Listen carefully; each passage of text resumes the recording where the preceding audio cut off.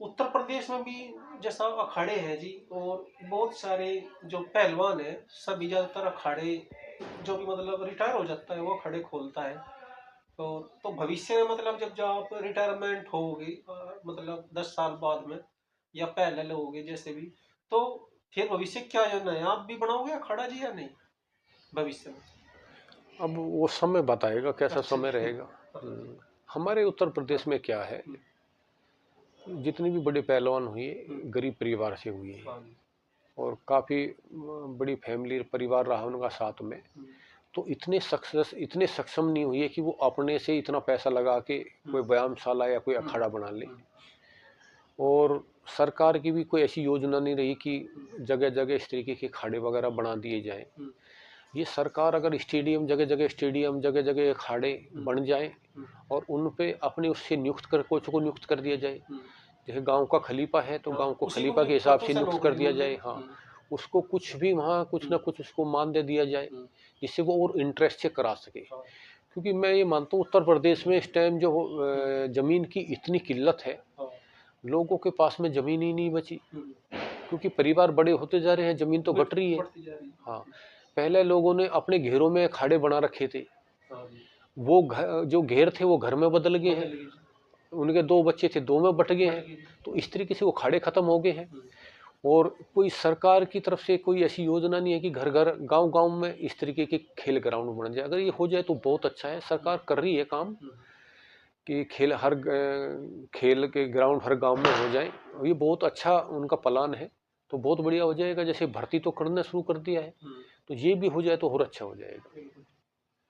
क्योंकि जब स्कूल हो तभी बच्चे पढ़ते हैं, यदि ऐसे ही जो अखाड़े होंगे या स्टेडियम होंगे तो कुछ ना कुछ उनका भी असर पड़ेगा और सकारात्मक रूप ही नजर आएगा।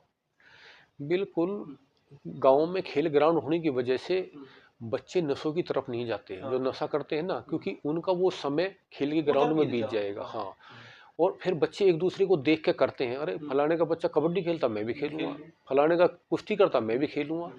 तो जो बच्चे गलत तरीके से, जो हम्म। गलत राह पे चलते हैं ना, हम्म। उनका साथ ना देके वो अच्छी तरह बढ़ते हैं। हम्म।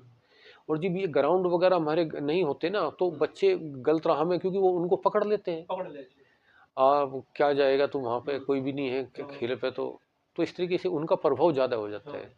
तो गांव में खेल ग्राउंड रहेंगे तो बच्चे स्वस्थ भी रहेंगे, बीमारियों से दूर रहेंगे, नशे पाते से दूर रहेंगे। और खेल भी एक, ये समझ लो, सक्सेस होने के लिए बहुत बड़ा प्लेटफॉर्म है। हम्म। अगर बच्चा खेलता है, गांव से ही जितने भी मेडल निकले सब गांव से निकले हैं। हाँ। बस थोड़ी बिल्कुल। सी सुविधा की जरूरत है कि उनके लिए हम्म। वहाँ पे एक प्लेटफॉर्म तैयार हो जाए, और वहाँ पे उनको वो सुविधा मिलने लगे कि वो घर में रहते हुए अपने अच्छी प्रैक्टिस शुरू कर दे। तो ये हो जाए तो और अच्छा हो जाएगा। कई बार लोग तुलना करते हैं कि भाई अमेरिका चीन इतने मेडल ले और भारत इतने मेडल नहीं ले पाता, जबकि वहाँ पे मतलब उनकी ऐसी सुविधाएं भी तो मतलब बहुत बढ़िया है। जैसा स्कूली लेवल पे ही वहाँ पे सब चीजें चलती है खेल को लेकर, तो हमारे यहाँ पे स्कूली लेवल पे वो नहीं है। यदि स्कूली लेवल पे भी करा जा काम खेल को लेकर। देखो, हमारा खेल चलता है हमारी मर्जी से। हम्म। अगर मेरा बच्चा है, हम्म। मैं जो चाहूँगा उसको वो खिलाऊंगा। हाँ। अभी तक तो यही चल रहा है। हाँ जी। और होना ये चाहिए कि हम्म। बच्चे में क्या टैलेंट है हम्म। उस पर निर्भर होना चाहिए। हम्म। अगर बच्चा दूसरे खेल में अच्छा कर रहा तो उस पर उसके रुझान उस पर जाना चाहिए, हम्म। ना कि मैं अपनी उस पर डाल लूँ। हम्म। हिंदुस्तान में अभी यही चल रहा है। हम्म। बच्चों का ट्रायल लेना चाहिए, जो बच्चे खेलने वाले उनका ट्रायल लेना चाहिए। हम्म। किस खेल में वो अच्छा करते हैं उस खेल में उनको डालना चाहिए। हम्म। हमारा क्या होता है, अगर मैं कुश्ती में हूँ और हम्म। मैं सोचता हूँ मेरा बच्चा तो पहलवान ही बने, हम्म। चाहे उसका रुझान किसी दूसरे खेल में है। हम्म। तो यही चीजें हैं हम्म। कि हम टैलेंट नहीं देख पाते बच्चे में क्या टैलेंट है। हाँ, बस अपने हिसाब से डाल दिया, अपने यदि हिसाब से कुदरती रूप में उसमें वो है तो बन गया, और यदि नहीं है तो रह गया। रह गया। हम्म। और ये कंट्री जो है, हम्म। अमेरिका है, चाइना है, या रसिया है, जो हम्म। बड़ी बड़ी कंट्री है, ये बच्चे का टैलेंट देखते हैं हम्म। कि बच्चे में क्या टैलेंट है, किस खेल में अच्छा कर सकता है। हम्म। फिर वो सुविधा उसी हिसाब से वो खिलाड़ी को सुविधा भी देते हैं। हम्म। स्कूल लेवल पे वो सुविधा देंगे हम्म। कि बच्चे के लिए क्या होना चाहिए। माँ बाप को भी कोई ज़्यादा वो ना पड़े, लोड ना पड़े, और बच्चा खिलाड़ी हो जाए, हाँ। खेलने के लिए तैयार हो जाए। तो उस लेवल पे हमें सोचना पड़ेगा। हम्म। हमें पहले तो गांव लेवल पे अखाड़े बनाने पड़ेंगे, हम्म। ग्राउंड बनाने पड़ेंगे। हम्म। उसके बाद में जब हम ये चीज़ें बना शुरू कर दें, उसके बाद में स्टेट लेवल पे जो बच्चे हमारे मेडल लेके आते हैं, उनके लिए हमें स्कॉलरशिप के लिए सोचना पड़ेगा कि बच्चा फर्स्ट आया तो उसको क्या देना चाहिए, सेकंड आया तो क्या देना चाहिए, थर्ड आया तो क्या देना चाहिए। वो स्कीम उनके साल भर के लिए होनी चाहिए। साल भर बाद फिर स्टेट होगी, फिर वो, और नेशनल में अगर वही बच्चा मेडल लेके आता है तो नेशनल में उसको क्या पैसा देना है, क्या स्कॉलरशिप देनी है, इस तरीके से उसका बढ़ा देना चाहिए।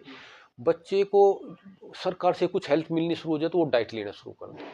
क्योंकि आज के दिन मैं ये देख रहा हूँ, खासकर उत्तर प्रदेश में मैं देख रहा हूँ, इतना सक्षम परिवार गाँव में नहीं है कि जो बच्चे को खूब अच्छे से खिला पिला के खिलाड़ी बना सके।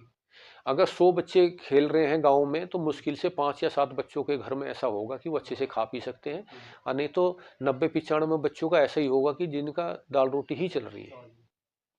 एक और है जी, कुश्ती में जैसा 100 बच्चे लगे किसी साल, तो 5-4-7 साल आते आते उनमें से 5-4 ही बचे, बाकी को मतलब आना पड़ जा।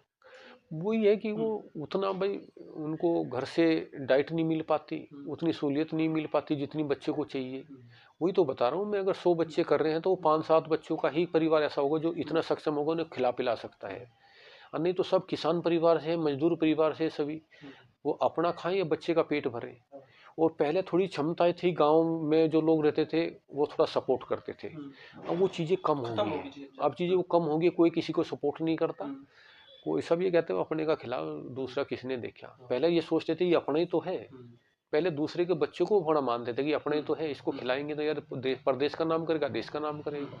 वो चीज़ें कम हो गई है पहले से। आपके दौर में ही बता थे आपके वो, मतलब जब चोट लगी तो ये कहने आते थे पिताजी को कि भाई ये कुछ नहीं करेगा।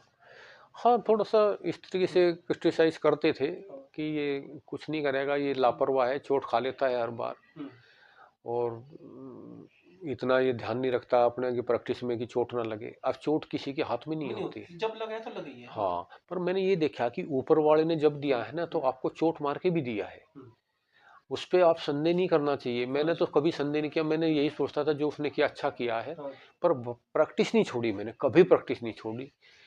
चोट मतलब आपका जोर करने में लगी या कंपटीशन में लगी? जोर करने में, कंपटीशन में भी, कंपटीशन में भी लगी, जोर करने में भी लगी। अब चोट का तो पता ही नहीं कहाँ लग जाए, कहाँ पोजीशन गलत होगी, चोट लगी। पर अपना एक मोटिवेशन अपने अंदर रखना चाहिए कि मुझे कुछ करना है, और लगी है तो कुछ अच्छा ही होगा। मैं तो आज भी ये मानता हूँ कुछ अगर हो रहा है जिंदगी में तो वो अच्छा ही हो रहा है, कुछ भी गलत नहीं हो रहा है। बस हमारी सोच गलत हो सकती है कि हम ये सोचे ये गलत हुआ, ये गलत हुआ, गलत कुछ नहीं होता।